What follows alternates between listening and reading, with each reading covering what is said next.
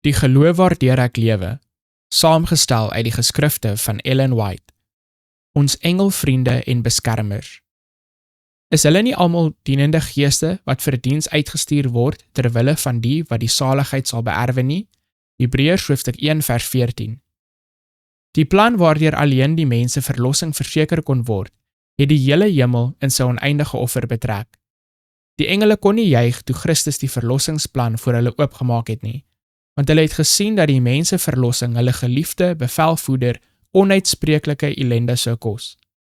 In droefheid en verwondering het hulle na sy woorde geluister, terwyl hy vir hulle vertel het hoe hy die hemel se suiwerheid en vrede moes neerdal en in aanraking kom met die agteruitgang van die aarde om sy hartseer, skande en dood te verduur. Die engele het aangebied om 'n offer vir die mens te word, maar 'n engel se lewe kon nie die skuld betaal nie.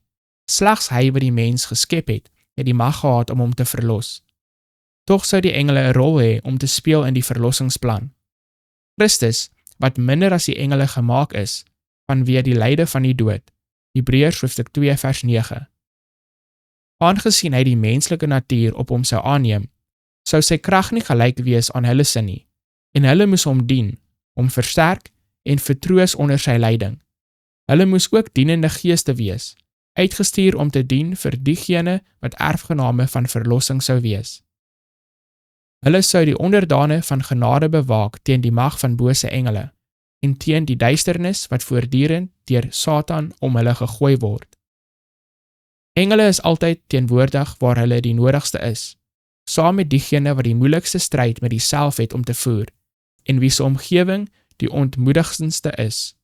Swak en bewerige siele wat baie aanstootlike karaktertrekke het, is hulle spesiale taak. Dit wat selfsugtige harte as vernederende diens sou beskou, om diegene te dien wat ellendig en in elke opsig minderwaardig in karakter is die werk van die suiwer, sondelose wesens uit die howe daarbo. Al die engele van die hemel is verenig in die werk om die oneindige skatte van die beter wêreld aan die mens te bring. God en Christus en die hemelse engele veg saam met jou. In die krag van die Verlosser kan jy meer as 'n oorwinnaar wees.